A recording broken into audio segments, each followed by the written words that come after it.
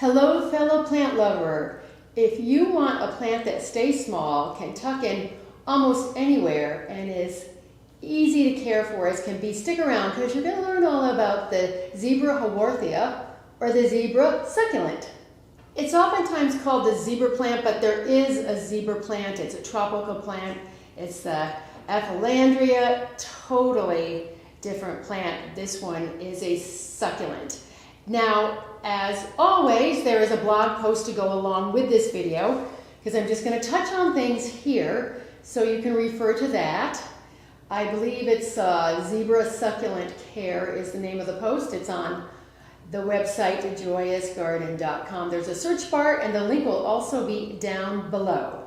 Now, I haven't been on YouTube for almost a year, and there is a reason for that, but I'm going to tell you that at the end. I'm going to get right into the care in case you are, who the heck are you? We don't care where you've been, just give us the goods about the plant. I'm going to do that right now, but anyway, I have been gone and I am happy to be back. Hello everyone. Size, there are many different types of Zebra Haworthias, many different species, cultivars, varieties, but they all range in size from about 4 inches to about 12 inches. Most of them spread, some spread more than others. This post is about all of them because the care is pretty much the same. If you want to do some research on your own about all the different zebra succulents, I'm not going to get into that here. But how this plant is used, it is a tabletop plant.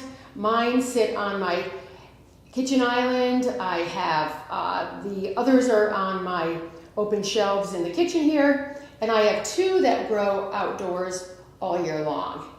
And their growth rate is slow, which is actually a good thing because if you want a plant that stays small, this is going to stay small. Light requirements. Like most succulents, they do best in bright, indirect light. This is a great exposure in here.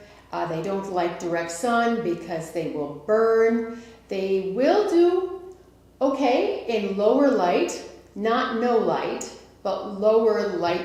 You just might lose some of the variegation and they're going to grow slower. And for watering, they are like succulents again. They don't like to be kept really wet. So what I do is I let mine dry out completely before watering again. You can see they're all in small pots. In the summer, I water them every 2 weeks, and in the winter, it's about every 3 to 4. And I live in a hot, sunny climate. I live in the Arizona, in the desert. Just don't water them too often or they will mush out. In terms of temperature, they'll do fine in the house. I grow 2 of them outdoors, as I said. We can get up to 110 in the summer on a pretty consistent basis. In the winter, the lows are usually in the mid-30s, but we can dip down into the high 20s and they are just fine. And in terms of humidity, they're just fine also in our homes that tend to be a little bit drier because they are native to more arid climates. So as you can see, there aren't any brown tips on them at all, and that's because they can handle the dry air. Fertilizing, they're really not needy at all, but they do appreciate a little bit of a boost. This is what I feed my succulents. It's good for vegetative growth, and I feed them once a month during the growing season, which is here. It's mid-February through early November. For you, you may only need to feed yours 3 times. If you have a balanced houseplant fertilizer such as this one, that's fine too. You'll just want to dilute it to half or quarter strength, and don't over fertilize them because the roots will burn, and that is fertilizing too often or using too great of a strength. Now, on to soil. They like a succulent cactus mix, something that is nice and chunky and well aerated and drains well, because if you remember I said they do not like to have their roots sit wet. So I do my own DIY mix. There are plenty of them on the market. And I always make sure, well, I usually make sure I have one that is in a pot that doesn't have a drain hole. It is the old Giraffe. But I water this even less than these, and I'm very careful how I water that. But it is best if you're a beginner to have a drainage hole in the pot so the water can flow out. Now on to repotting. It's something you don't need to rush to do because they grow just fine in these pots for a long time. Actually, they prefer to be slightly pot bound. I repot mine every 5 or 6 years, and it's mainly just to give them some new fresh soil. And if yours is, say, in a 3-inch pot, you only want to go up to a 4-inch pot. You don't want to go from a 3-inch pot to a 6-inch pot because it's going to be too much soil volume, which could lead to the soil staying too wet. On to propagation. These propagate very easily by division. You can see the babies here. These are the pups or the baby plants, and there's one right there. And that's how you propagate it. You just separate it from the mother plant and either plant it into a pot with other succulents or plant it into a pot by itself. Oh, and the best time to do the propagation is also during the growing season. Like you fertilize and you prune and you repot during the growing season is the ultimate time, and that is spring, summer into early fall. Here is one of my Haworthias that grows outside, and you can see how many pups it has produced. This was a very small plant. I brought this with me when I moved from Santa Barbara to Arizona. I just brought a really small plantlet, and this is what it has turned into. And this is a flower just about on its way out. They arise from these long stems. There's only one. I can't even focus on it because they're so small, but they're small white flowers here. And mine outside, especially this one, bloomed a lot. It bloomed from spring right up until now. My other one outside bloomed also. Inside, I've only had one bloom, and it was just one stalk.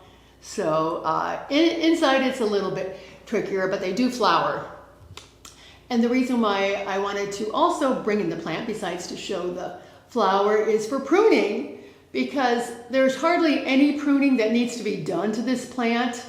It doesn't grow that tall, and you're going to control the width by either keeping it in a smaller pot or by dividing it. But pruning, the only time I prune them is to take off a dead flower stalk. And I'm going to do that right now. You go all the way down to the base where the stalk hits the plant, and bye-bye. There are lower leaves on these that turn brown occasionally. I might get a brown leaf or two at the base a year on each plant, and I just let them dry off, and then I just gently pull it off. Here's my other one that grows outdoors. It's a little bit tinged also. But now on to pests, because succulents growing indoors are subject to pests, especially mealybugs, which look like little white specks of cotton. I've only gotten them on one plant inside, and what I do is I just take a cotton swab, dip it in a little rubbing alcohol, and dot it right off. You want to make sure you get it. Excuse me, if you can hear some sneezing in the background, it's my cat Petunia. She has allergies, so you're like, well, what's that noise in the background? They are also subject to aphids, scale, and spider mites. And horticultural oil, a good horticultural oil will control all of those. The last thing we are going to cover is pet safety, because many of you have pets, like I do. Well, I've got 3 kitty cats and they are non-toxic. So you don't have to worry about them around your pets. So that's it for the video. Again, don't forget to check the blog. There's an FAQs question too, which I'm not going to include here. I'm not going to answer any of them because I'll be blabbing on for too long. But go there, go to the blog. There's a table of contents at the top. So if you just want to learn more about fertilizing, you can hit that. Or if you want to go over the FAQs, go back and check that out. And I don't think I'm going to be able to answer any of the comments. I can see them because I don't have access to the YouTube channel anymore. So I think I have a YouTube account. So I might be able to answer them on mine. But anyway, I appreciate you watching. So obviously we have gotten into the portion that is about what happened to me. So I thought I'd pull up a stool for this one. And I included the plant too, so you don't have to stare only at me. But yes, it's been just about a year since I made a video. So what happened was in 2023, fall, Google did all these changes, helpful content updates, and bloggers lost a lot of their traffic and a lot of their income. All of a sudden, because they did 3 updates in a row. And I lost like 60 to 65% of the income on my website. That was the main part of my business. YouTube was just a little arm of it, although I enjoy YouTube very, very much.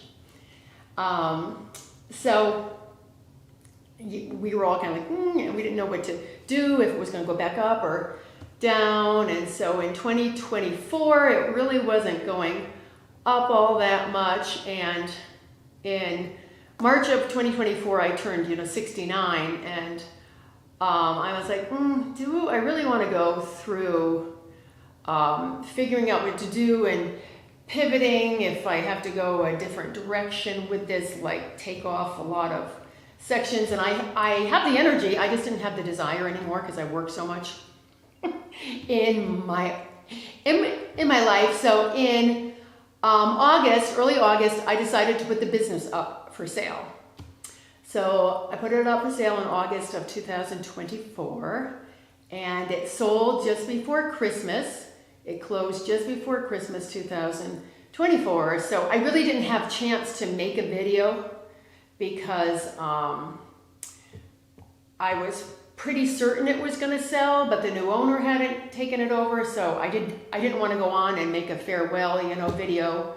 I'm not going to be around or da-da-da. So we just went through all the necessary changing over passwords, a lot of things to get the business over to the new owner, and then I had taxes, and then I started to work again on the blog in March, I think.